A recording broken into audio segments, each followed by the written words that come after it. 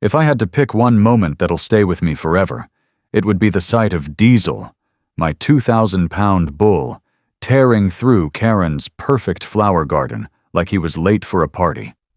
I can still hear her screaming, standing on top of her bird bath, waving a plastic salad bowl like it was a shield. Diesel didn't care one bit. He charged straight through her rose bushes, snapped a fancy little white fence in half like it was a breadstick, and then kicked over a row of garden gnomes without even slowing down. Karen's dog was barking from the window. Her sprinklers went off by accident. Dirt, petals, and broken lawn decorations were flying everywhere. It looked like someone had dropped a bomb made of mulch right in her backyard. And the craziest part? This was just the beginning of the mess. Before all the chaos, life was pretty simple. I've got a small ranch right outside a neighborhood that's run by one of those HOAs, the kind that worries more about mailbox colors than real problems.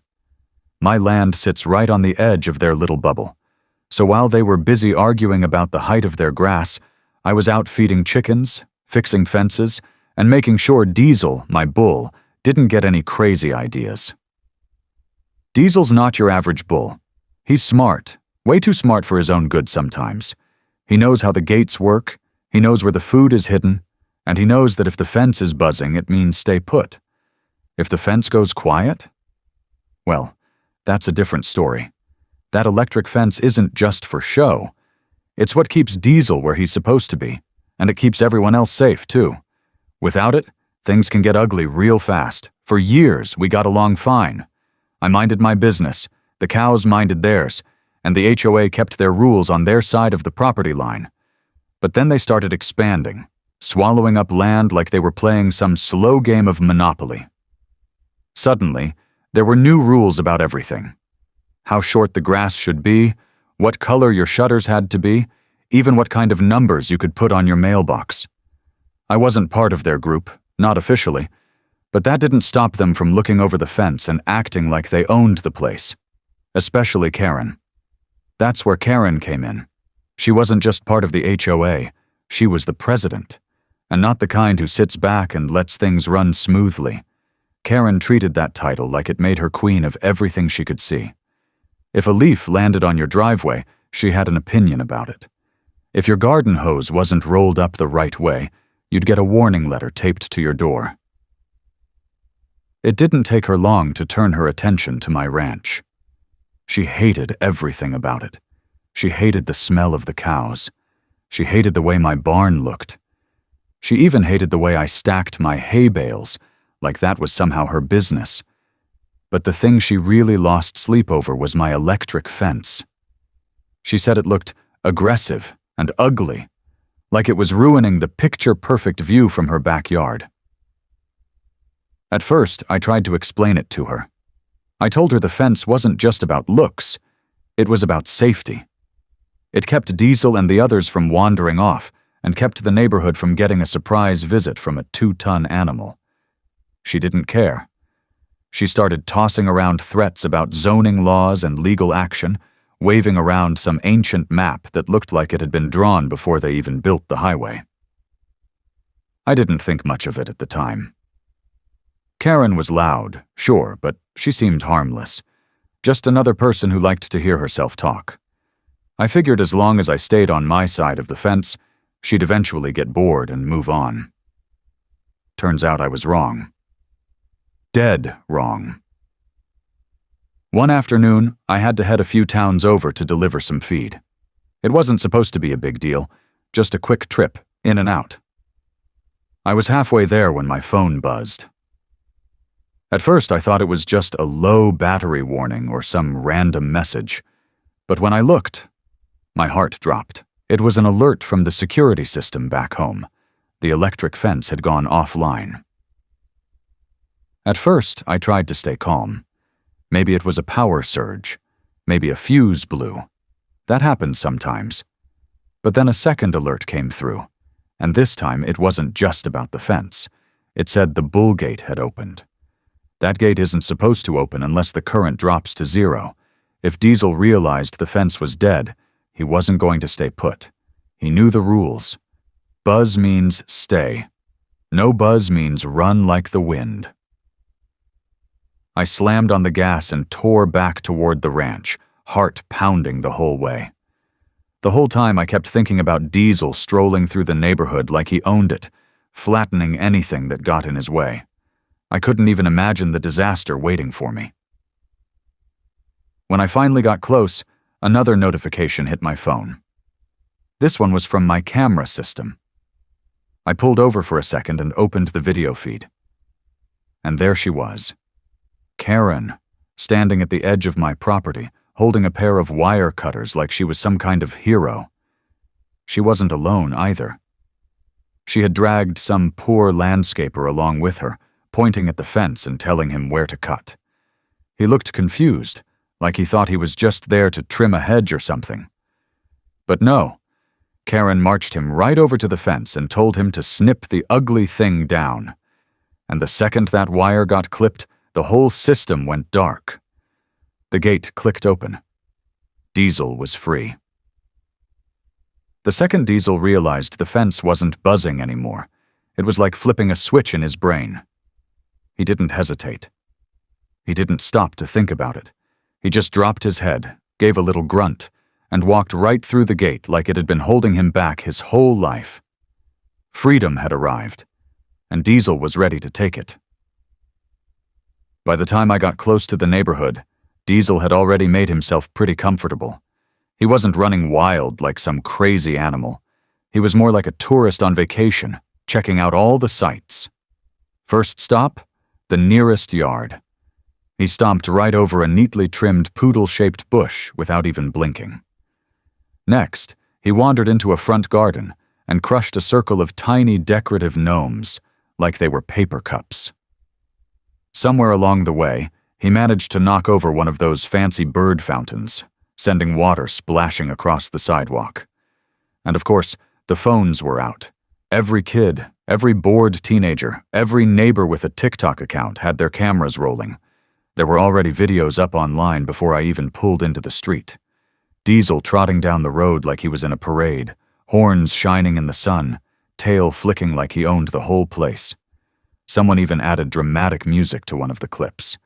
It was a full-blown internet event. And then there was Karen. Oh, Karen. She tried to stop him. I'm not even kidding.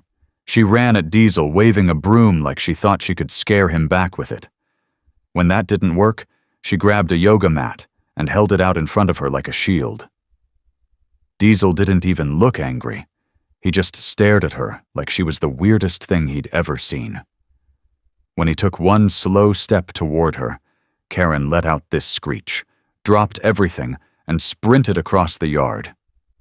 She ended up locking herself inside her garden shed, slamming the door behind her so hard a potted plant fell off the shelf inside. Diesel just stood there for a second, sniffed the air like he was trying to figure out where all the noise went, and then wandered off to find something else to play with. When I finally pulled up to my street, it looked like a scene from a bad comedy movie. Neighbors were standing outside, some laughing, some yelling, a few still trying to chase Diesel around with patio chairs like they were in a rodeo. Diesel, of course, was just strolling along without a care in the world, flicking his tail and knocking over anything that got too close. I barely had time to park before Karen came storming at me, red-faced, soaking in sweat, waving her phone in the air like it was some kind of weapon. She started shouting about trespassing, public danger, and how I needed to get my wild animal under control. It was wild, all right, but it wasn't Diesel causing the real trouble. While she screamed, a few people pulled up the video on their phones. It didn't take long before the truth spilled out for everyone to see. Clear as day, there was Karen, standing at my fence with a pair of wire cutters, bossing around the poor landscaper like she was directing a crime scene. Right there on camera, you could hear her say, "Cut it. It's just for looks." And the landscaper? He wasn't about to take the fall for her. He pointed straight at Karen and said, "She told me to cut it." Loud enough for half the neighborhood to hear. You could feel the shift in the crowd. People started mumbling. A few even laughed out loud. Karen's face turned the color of a stop sign. She opened her mouth to argue, but nobody was buying it anymore. The neighbors didn't need any more proof.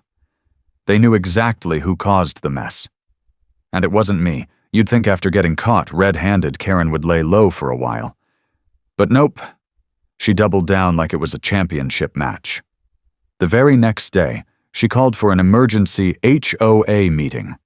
Posters went up around the neighborhood accusing me of endangering everyone with uncontrolled livestock and unstable fencing practices. She even printed out black and white flyers and stuck them under people's windshield wipers. I found one in my own driveway, stuck to my truck with a rock. It didn't stop there. A few days later, she decided to confront me again. This time, she didn't bother yelling from the sidewalk. She marched right onto my property like she owned the place. She had her phone out, recording, narrating some long speech about safety violations and community standards. I didn't bother arguing. I just leaned against the porch rail and waited. What Karen didn't realize was that Diesel had been watching the whole thing from across the field. As soon as she stepped onto the grass, he started his slow walk toward her. Not running, not charging, just a steady, heavy thump, thump, thump of hooves across the dirt. At first, Karen didn't even notice. She was too busy waving her arms and recording her evidence. But when she heard him, she turned around and froze. Her eyes went wide, and you could almost hear the gears turning in her head. Diesel kept walking, calm as ever, while Karen panicked, looked around for help, and in a complete moment of genius, tried to climb up onto an old wheelbarrow sitting by the barn. The thing tipped over immediately. Karen went down hard, legs kicking in the air like a turtle flipped on its back. Diesel stopped a few feet away, snorted once, and then turned and walked off like he was bored. Meanwhile, Karen lay there in a pile of old hay, trying to scramble back to her feet without losing what little pride she had left. About a week after all that mess, things were just starting to feel normal again. That's when it happened. Someone from the HOA maintenance crew forgot to close one of the side gates by the walking trail. It wasn't even on my land, but the spot led straight to the backyards on Karen's side of the neighborhood. And Diesel, being Diesel, noticed right away. He didn't charge through it like some wild bull. He just strolled right on in, casual as ever, like he was checking out new real estate. I spotted him just as he wandered into Karen's backyard, sniffing around her neatly cut grass. Right then, her automatic sprinklers kicked on, spraying Diesel right in the face. Instead of running off, he took it as an invitation. He dropped to the ground with a grunt and started rolling around in the wet lawn like a dog at a water park. Karen must have heard the sprinklers because a few seconds later, she came bursting out of the house, holding a garden rake like it was a sword. She was yelling something about calling the cops, but Diesel just kept rolling, kicking his legs up and flopping his massive body into another bed of flowers. Karen ran at him, waving the rake over her head, but she didn't get far. In her rush, she slipped on the soaked grass, slid sideways, and landed with a splash right in her fancy koi pond. She came up gasping, covered in pond scum, one flip-flop floating next to her head. Diesel stood up, gave a happy little shake like he was proud of his work, and calmly trotted back toward the open gate. I clipped the lead onto his collar and led him home, leaving Karen to pull herself out of the pond, dripping and defeated. After Diesel's little swim in Karen's backyard, she finally snapped. She tried one last time to fight back, filing a bunch of complaints with the HOA and even hinting at taking me to court for emotional damage and property destruction. But by then, nobody was listening to her anymore. The HOA board had seen all the videos, heard all the witnesses, and knew exactly who was really to blame. They called an emergency meeting without her and voted to suspend her from all HOA duties. On top of that, they fined her for trespassing, for cutting my fence, and even for the damage Diesel caused, since, technically, she was the one who let him loose in the first place. A few days later, the neighborhood threw a barbecue, half to celebrate Diesel, and half just because everyone needed a good laugh after all the drama. People brought folding chairs, coolers, and a ton of food.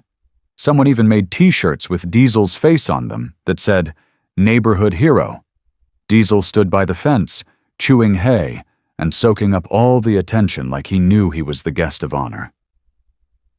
Karen didn't come to the barbecue, of course, but she did watch from her porch, arms crossed, scowling like we had all personally betrayed her. She stayed there the whole time, peeking through her curtains, probably plotting her next move. But by then, it didn't matter. She had lost the fight, and everybody knew it. It didn't take long after all that for Karen to pack up and leave. One morning, a moving truck showed up in front of her house, and by sunset, she was gone. No goodbye, no final speech, just a lot of slammed doors and boxes piled high. Watching that truck roll away felt like the last page of a long, messy chapter finally closing. With Karen gone, the whole neighborhood felt different. People actually smiled again.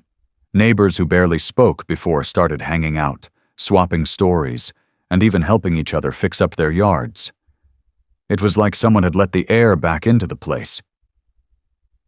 I sat on my porch that night, watching Diesel lazily chew on a mouthful of hay as the sun dropped behind the hills. He looked peaceful, like he had no idea he had just helped fix a broken community. And maybe the real lesson here was simple. Sometimes, when people try too hard to control everything, nature has a way of reminding them who's really in charge.